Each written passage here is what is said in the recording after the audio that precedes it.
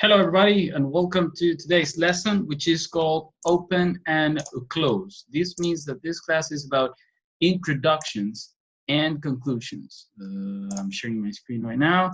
Okay, open and close. Guys, the opening and the closing of your presentation is so important that it has a 20% of the grade.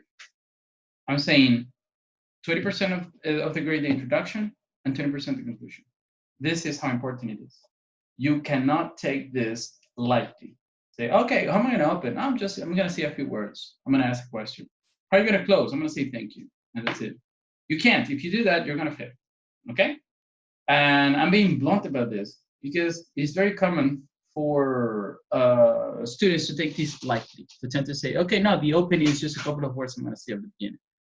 The close, I don't know, I'll just finish up, I'll improvise something, and then close. This is a terrible, terrible, terrible, terrible way of preparing a conclusion.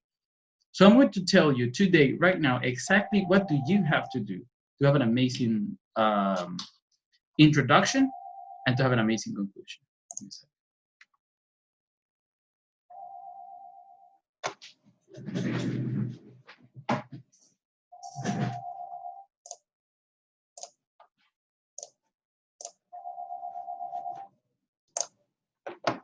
All right.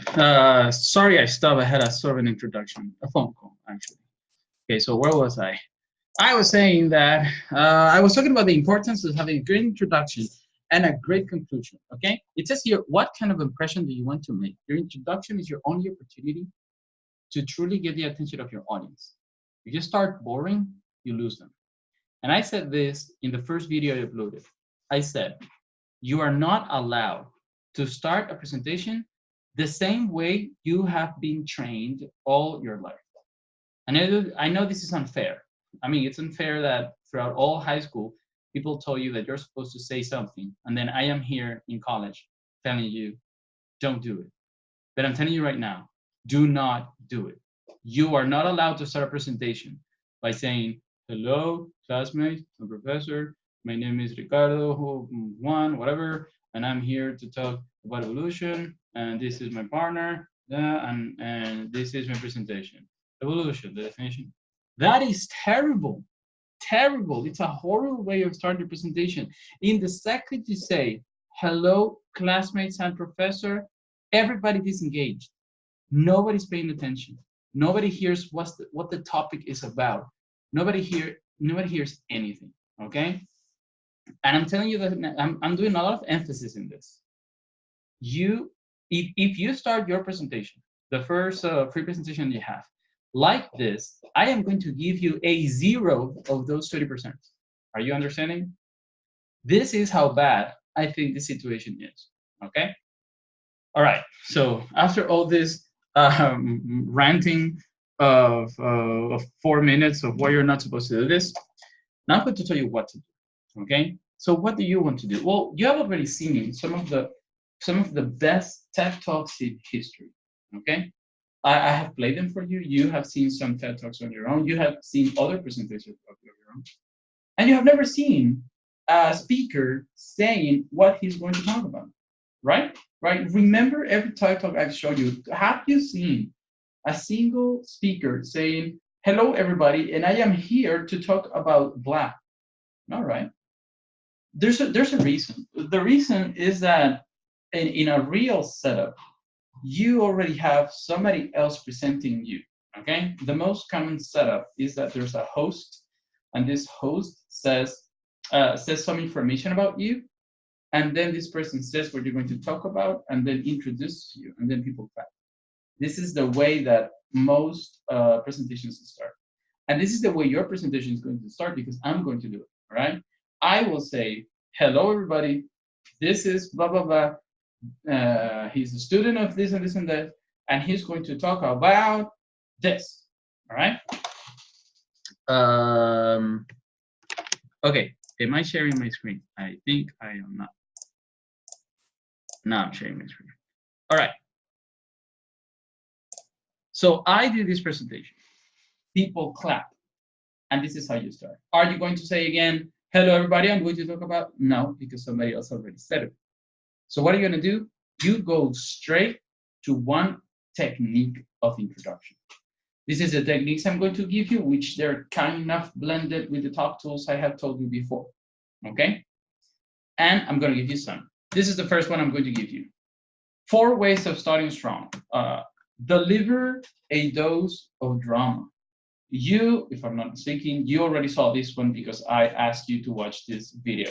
It is Zach Ibrahim, I am the son of a terrorist. If you remember this presentation, he starts by telling a story. He says, I was born in a blah, blah, blah family, and this happened, and this happened, never mentioning the fact that his father is a terrorist, right? He just says, Assad Nusra did this and that, and then he tried that, and then he went to prison for the bombing on da, da, da, da. And then he says, Assad Nusra is my father. That is absolutely unexpected. It's dramatic, it's tense, and it gets everyone's attention. After he says this, you get the attention of your audience, all right? In this 5 minutes presentation, I think you should dedicate at least a minute or maybe 45 seconds to your presentation to make it this good. A dose of drama. Okay, of course, in his case, his father was a terrorist, so maybe your father is not a terrorist, as far as I know. And maybe you don't have a dramatic story of your own to share, but there are other dramatic stories. You know, there are stories that relate to your content, things that you can use. So use them. Find something that is dramatic that you can use at the beginning, and you have a fantastic introduction. You just start speaking, okay? You don't say hello. You don't say, well, you can say hello, yeah, but you don't have to explain what you're going to explain. You just start, okay? Okay, this is one technique, but what if we do something else? Well, what about this? Ignite curiosity. I have an example here that I may show it in class. I'm not sure.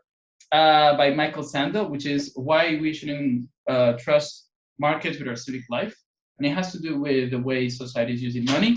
He starts the presentation by saying, did you know that there's a prison, I don't remember where you can get a prison upgrade if you pay more, which is absolutely strange, right? That you can get a prison update, like upgrade, you can have a better prison if you pay more money, which makes no sense. And in the end, he's making a point. He says that right now we're in a moment in history where money can't buy pretty much anything, and this is not right.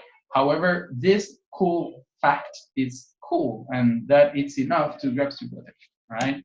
Then what about this? Show a compelling slide, video, or object. This relates directly with the Revelation talk that we saw last class. And there's a presentation here called The History of Our World in 18 Minutes by David Christian, in which he starts with a weird video of somebody scrambling eggs, which is weird. However, the video itself is interesting and it gets people's attention. By the way, the compelling slide, video, or object is pretty much the same as the Revelation talk tool. It means if you are showing a video, you need to do a wonder walk. It means you have to talk us through the presentation, okay? All right, I need to make another pause for a second. Give me a moment.